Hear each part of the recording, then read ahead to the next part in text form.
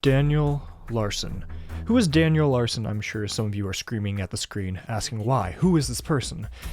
Well, where do I begin? Daniel Larson is a creator on TikTok who has become extremely popular within the last couple years for all the wrong reasons. He is a person who has a timeline so infamous and so long that it can almost match up to Chris Chan, which is something that I'm sure nobody thought anybody would say ever, but here we are. And while I'd like to talk a little bit about Daniel Larson, I'm not exactly here to talk about everything about him, just his most recent incident. For those of you who are unaware, a couple days ago, or almost a week ago, Daniel Larson, while live streaming, walked into an Olive Garden and went up to the manager of said Olive Garden, and in a very public confrontation said that the manager was selling nude pictures of him, which is a very serious and very heavy claim. The thing is, though, he went up to this manager in public with really no evidence, so it's already a bad situation to create this public thing without any real evidence. On top of that, he claimed very publicly that all of the employees at Olive Garden are quote-unquote under citizen's arrest, which quickly revealed that this man is not exactly in the right mindset and clearly does not know what citizen's arrest is. So that's already a really bad situation to be in. How could it get any worse? A very public confrontation in Olive Garden where families eat. That's their motto. It's a place for families. How could it get any worse?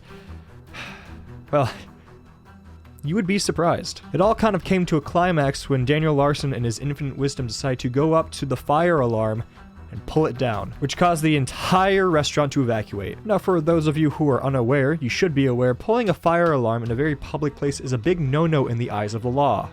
And that's exactly who Daniel Larson attracted, the eyes of the law, as he was very quickly arrested later after that, and now he has a date for a criminal hearing. So all in all, not exactly a great situation for Daniel Larson. Now, as bizarre as this incident is, it is only the most recent when it comes to Daniel Larson, and some can make the claim or the argument that it's not even the most bizarre thing he's done.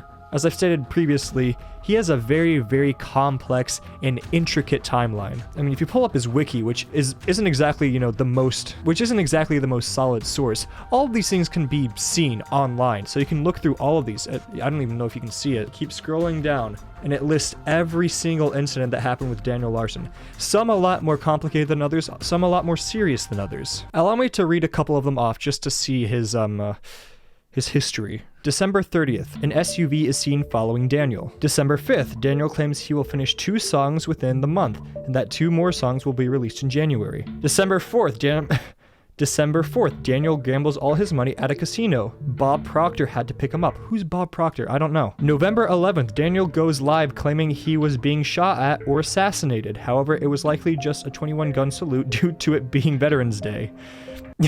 August 4th, Daniel uploads a video announcing that he has been diagnosed with, trench foot. On that same day, Daniel uploads a video in a hospital wearing a mask warning about a terrorist attack in Paul Warma.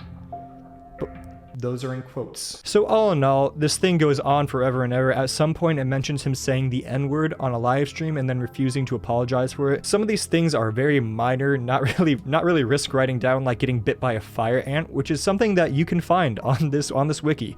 Point being, though, people have obviously taken an interest into Daniel Larson and cataloging everything he does from the very minor details. And one of the reasons why is because he uploads everything. He's always live streaming, always uploading, and he shows everything about his life to the very minor details, which is something that is kind of leading to a problem in his life as people constantly watch him and then pick on him. It becomes very abundantly clear that Daniel's problem when it comes to being online is the fact that he is online. And when it comes to him and people like Chris Chan, who like a decade ago was the Daniel Larson of that time, has a very massive timeline that is almost as expansive, if not more so, than Daniel Larson, as it's still being written to this day. It shows that Daniel Larson and Chris Chan are cautionary tales on how not to act online. It's my firm belief that while the internet can be a very wonderful place, it can be a very bad place too, as I'm sure everybody at this point is very well aware of. And I think it leads to a problem with some individuals, and it's why I firmly believe that some people should just not be online.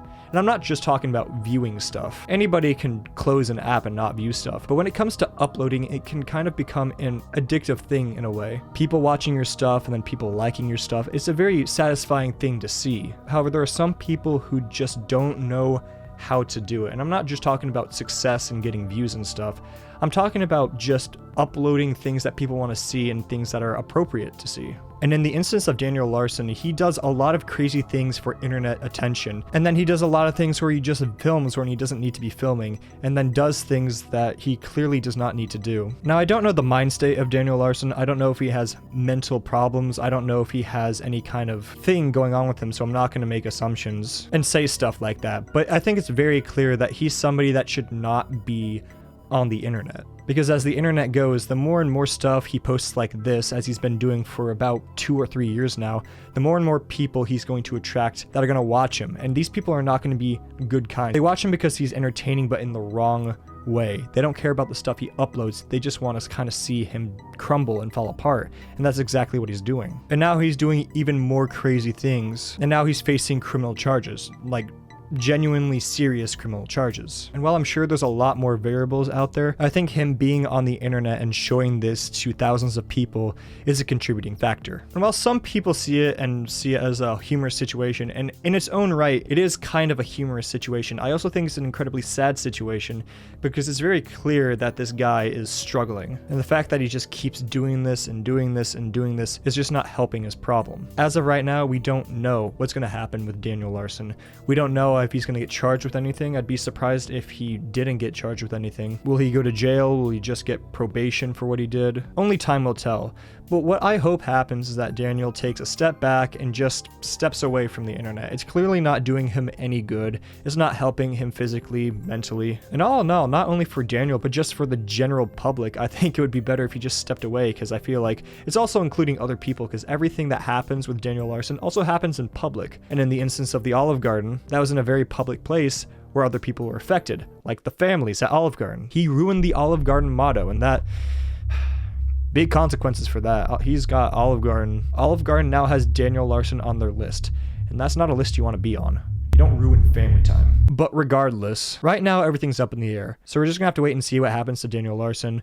Hopefully he steps back from the internet for a little bit. Hopefully he gets some help. Hopefully he just completely steps away from the internet, because I feel like that'd be the best thing for him. But at the end of the day, the balls are in his courts. He can do whatever he wants. But I can guarantee you one thing.